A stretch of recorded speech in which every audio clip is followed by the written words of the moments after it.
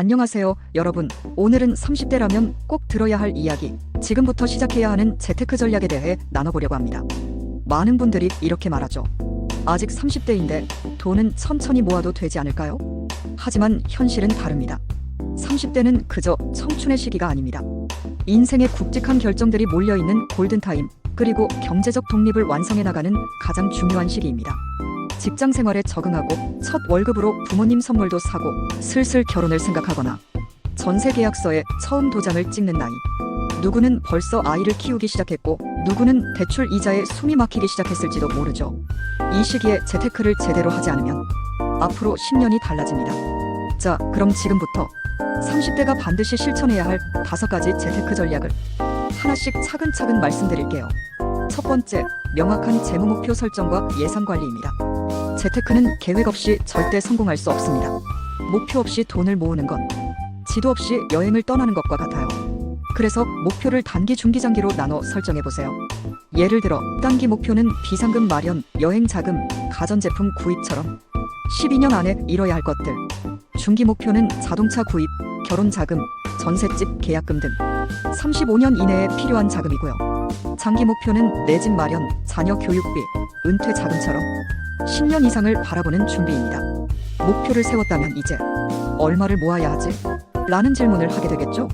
목표마다 필요한 금액을 계산하고 그에 맞춰 매달 얼마를 저축하고 투자할지 계획을 세우세요. 이때 추천하는 게 바로 50만 3020법칙입니다. 50%는 생존에 필요한 고정 지출, 30%는 저축과 투자, 20%는 나를 위한 소비, 여유 자금. 이 비율로 지출을 관리하면 과도한 소비를 줄이고 재무 구조를 건강하게 만들 수 있습니다. 두 번째, 비상금과 보험으로 리스크 관리입니다.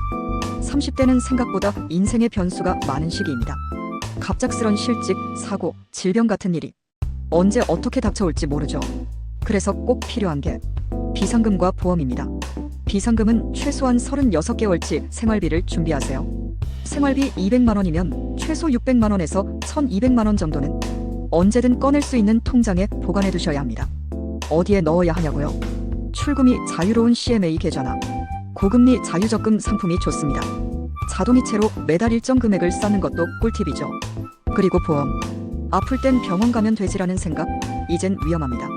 실손의료보험은 필수고요. 암보험, 중대질병보험, 생명보험도 상황에 따라 점검해보세요.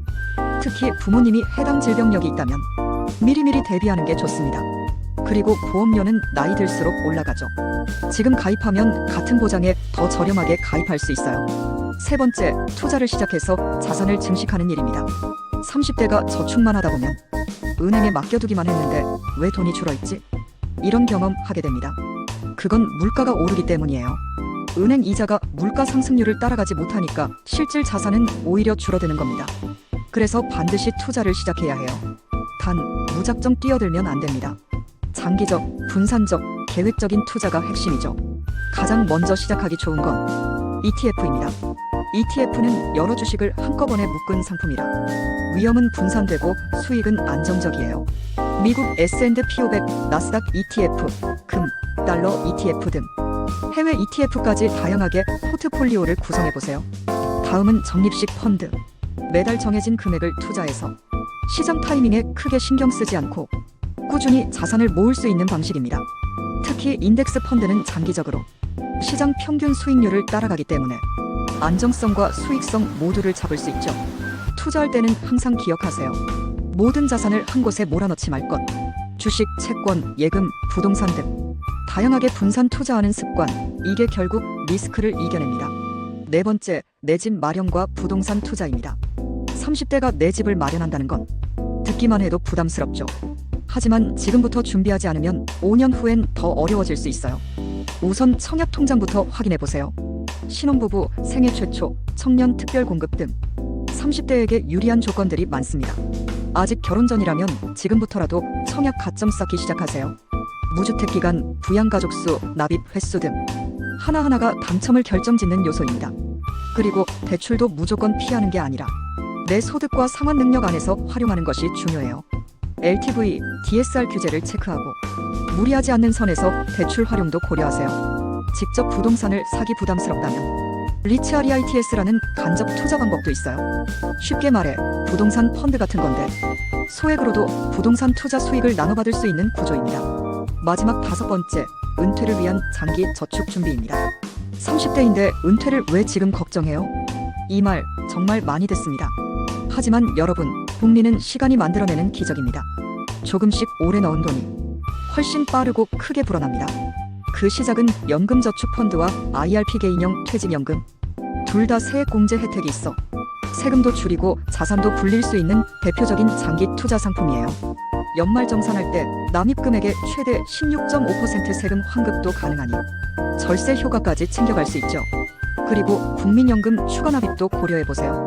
국민연금은 평생 수령할 수 있는 가장 안정적인 소득원이 될 수 있어요. 정리해볼게요. 30대에 꼭 해야 할 재테크 전략 5가지.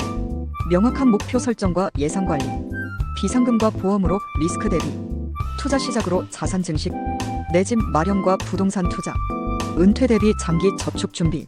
이 5가지는 부자 되기 위한 공식이 아니라 불안하지 않기 위한 준비입니다. 지금 이 순간부터 작게라도 실천하세요. 그 차이가 10년 뒤 여유롭고 자유로운 인생을 결정짓습니다. 시작은 오늘입니다. 함께해요. 영상이 도움이 되셨다면 좋아요, 구독, 알림 설정 부탁드릴게요.